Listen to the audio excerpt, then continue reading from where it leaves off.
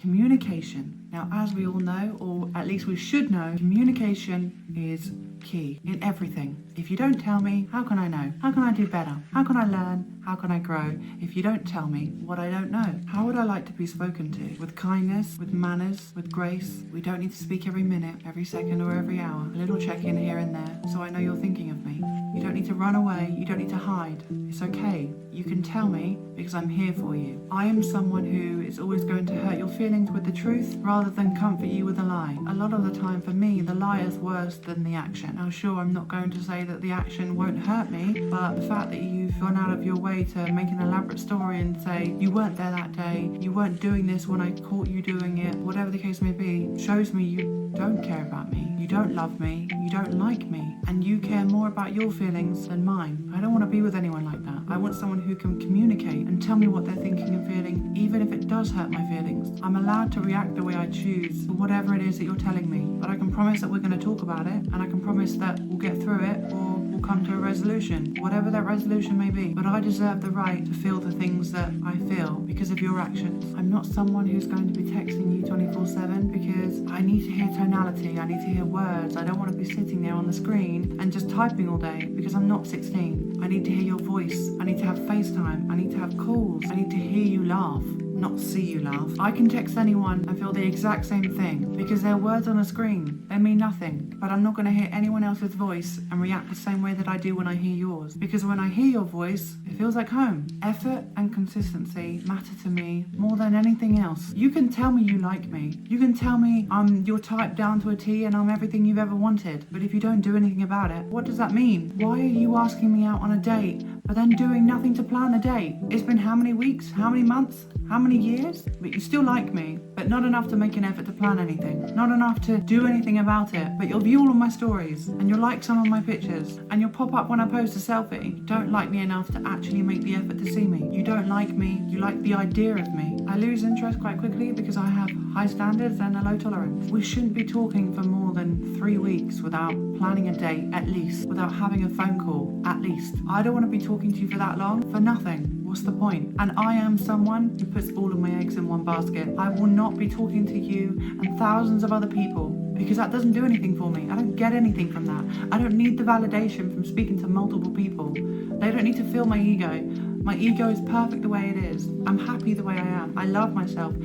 I just want to love someone else and equally be loved by someone else. But I want you to play your role and allow me to play mine. What are you going to do when I'm upset? I'd like to assume you would know what to do, but if you assume, you make an ass out of you and me. Now, obviously it depends on the situation. I can't promise that I'm going to want the same thing in a different situation. However, typically if I am upset, I need reassurance. I need you to be there and show up for me. Even if it's something that you see as so menial and just ridiculous, I need you to show up for me. Be my shoulder to lean on. Be someone to talk to. And sometimes I don't want advice. Sometimes I just want to vent because I'm feeling these things for a reason. However dramatic or over the top or unnecessary, I'm feeling them for whatever reason. I might be in the wrong, and I'm okay to admit that. However, something's upset me in that situation and I need you. Again, every situation is different and sometimes you will need to put me in my place and sometimes you will need to talk to me in a way that I may not always like, but will sometimes need. And I'm okay with that. I'm okay with you putting me in my place. It goes back to communication. I will tell you exactly what's upset me and I'll tell you why. I don't want to go to bed mad or angry or sad or crying. I want us to talk about it in the moment. Talk about why you're feeling the way you are. Don't just tell me it's because I'm angry. Tell me why so I can understand, see things from your perspective, because I want to. I want to know everything about you and how I can love you better and vice versa. And most of the time, I just need you to lie down with me, hug me and kiss me and hold me. What makes me feel safe? This big old Glock 25. Is that even a real gun? Consistency, transparency, showing up, stability, and being there when it matters the most. For me, at least, I do have a hard time feeling safe. And again, I'm very much aware this goes back to childhood and things that I needed that I didn't get. I'm aware that's my problem. However, in a relationship, my problems are your problems and yours are mine. And I'll feel safe by you making the effort to understand why I don't feel safe or why I feel the way I do. Now, I understand that there are some things that you just won't be able to do and you won't be able to fix. And unfortunately, you just can't help because it has to come from me. All I can ask for is for you to be there when it matters, when I need you. My love language. So what are the 5 main love languages? Words of affirmation, quality time, receiving gifts, acts of service, and physical touch. For me, words of affirmation and quality time. Now the others matter as well, but for me, those 2 matter the most. I just love being around the people that I love. And I always want to be around the people that I love. Now granted, sometimes we all need personal space, which is fine. Take the time that you need. Go out and play golf or football or whatever it is that you need to do. But when we are together, I want it to be about us and spending time together, helping each other grow and build and evolve and having fun and doing things that we never would have done by ourselves, or even things that we don't want to do with our friends. I don't want to feel like I'm only with someone for sexual attraction and things of that nature. That doesn't get me going. That doesn't turn me on. It doesn't make me want to let you touch me or vice versa. I don't want to do that. For that stuff, I need to have that connection. I need to be mentally and emotionally stimulated. It's very, very, very difficult for me to want to open my legs for someone that doesn't know me, doesn't care about me. And one of the biggest problems I believe that men have with women today is that they talk to women how they wish women would talk to them. Men, a lot of the time, come in guns blazing. I'm just gonna be honest, here's my dick, this is what I want you to do, this is what I want to see, you've got nice tits, show me them. Women typically don't act in that way. Women don't want that stuff. I don't want to feel like a prostitute. I don't want to feel like a whore. I don't want to feel like a fleshlight. I don't want to feel like something that's just here to please you sexually. I'm a whole entire human being with hopes and dreams and wonders and wants to see the world and wants to talk about things and fucking aliens, and I was raised and I was grown, and I don't want to be whittled down to just something that can make you come. Why is that all I am? Why can I not be any more to you? When a guy can flirt right, it's so attractive. It's so attractive because it doesn't make me feel like he can't control himself. And there is nothing more unattractive to me than a guy who doesn't have sexual discipline, who cannot control himself. When I walk past him and he gets a boner, like, Jesus, calm down. Oh, but you're so fit, I can't control myself. Ugh, yuck, disgusting, that's gross. I don't want to hear that. I can't control myself. You're just so sexy. Ugh. Do you know any sexy girls? Ugh. Do you know how many sexy girls there are in the world, and beautiful women and people in the world? Can you not control yourselves around them either? What if we're together and you see someone else who's attractive? Oh, I just can't do it. You're just so fit. Yuck, you are disgusting. How to date me properly. Plan. I do not do last minute dates. I do not do, hey, what are you doing today? Now, if we are together or we've been dating for a while, that's different. But in the beginning, it's when you're supposed to make the most amount of effort. It's first impressions. I don't know who the fuck you are, and you're showing me by whatever it is that you're doing or not doing. So if we've only been speaking for a few days or a week and you randomly text me, hey, what are you doing? I'm probably at home eating. What are you doing? Do you want to come around my house? No, I do not. No, I don't. I don't fucking know you.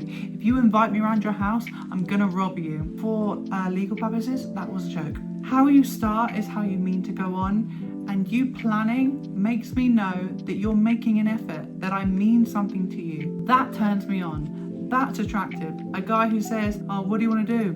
Where do you want to go? I don't know anywhere. Well, we have the same facilities, big man. Get on fucking Google and type in romantic places to go in London or something like that. Jesus Christ. Now, I am not a fancy food girl. I do not need to eat at the Shard every fucking Tuesday or Wednesday, Thursday or Friday. It does not bother me. I'm happy with chicken nuggets and chips. I do not need you to spend hundreds of thousands of pounds. I don't. That does not impress me.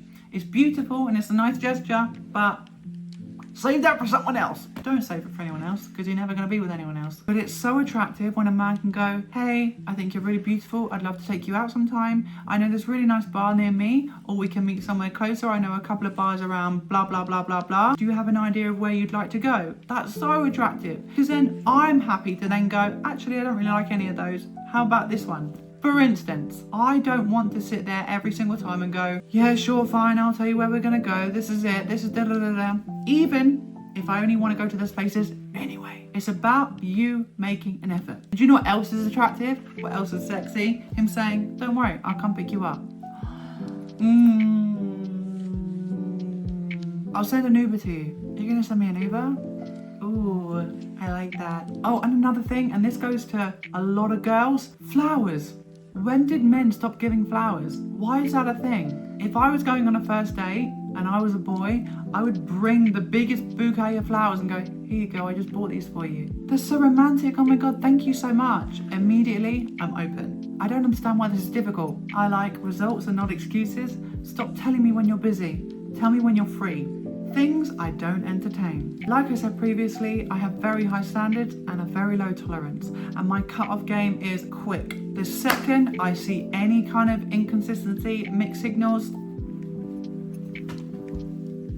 Oh, sorry babe, I haven't been on my phone. Yeah, I know we was meant to meet that day, but I know we already planned a date, but my friends have asked me to go out that. My tolerance is low, boy. I'm out and gone. Silence is a sign. Silence is closure. You do not need to message him. I'm speaking to myself right now. You do not need to message him and say, oh, what's going on? Why didn't you reply? Hey, are we still meeting up today? His actions will tell you everything you need to know.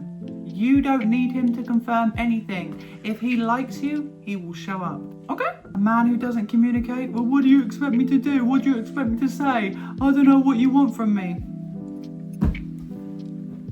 Oh, you're so gorgeous, man. When can I see you? When you close your eyes, bitch, in your dreams. Things I hope that you work on, will work on, or have worked on by the time you find me. Purpose. I want you to have a purpose. I want you to find your purpose. And if you can't, I'm happy to help you do that. I don't want to be dating a bum. I don't care how much money you have, whether you're sleeping on the floor or whether you're sleeping in a penthouse. Have purpose, have ambitions, have goals. We can get there as long as you have that purpose and you have that drive, the right mindset. If you don't have the right mindset, what can I do? What can I do? I can only help you go so far. You can lead a horse to water. Like I said, if you're sleeping on the couch and you don't have a home and you don't have money, do you want it more than anything? And you're doing everything you can in your power to change that. That's enough. That is enough. Emotional intelligence. Now, I know that men and women are completely different in the way that their emotions work and how they feel and how vibrant their emotions are. But being around someone when you're vulnerable and them saying, oh, I don't know what to do. What do I do? How can I help you? That's scary. I don't want to be opening myself to someone who doesn't even know their own emotions or how to deal with them or how to process them. There are so many books out there, so many videos, so many podcasts you can watch and listen to. It doesn't take a lot to be emotionally intelligent. And I'm not saying you need to be emotional in the same way that I am, because you won't be, I promise. But I need you to understand my emotions in the same way that I'm going to try and know and learn how to deal with yours. Discipline in all senses of the word, emotionally, spiritually, mentally, sexually. Life is going to throw you a lot of curveballs. Life is going to throw you a lot of lemons. You need to know how to make lemonade. And I don't need you to get it right every single time, because you're only human. I hope. I need a man who can be in a room full of beautiful women and not bat an eyelid. I need a man who can be under immense pressure and be okay. Someone who wants to do better, to do better. Someone who wants to do better, to be better. And a constant commitment to personal growth, because we never stop growing from the time that we're born to the time that we're on a deathbed. We learn things about ourselves all the time, and it's important to understand these things about ourselves, to know these things about ourselves, and know why these things about ourselves. Okay, that was the video to my future husband. I feel like I've been really sweet and cute and soft. This is not me all the time, baby. Trust and believe. I hope you guys enjoyed the video, and to my future husband, I love you and I miss you and I cannot wait to meet you.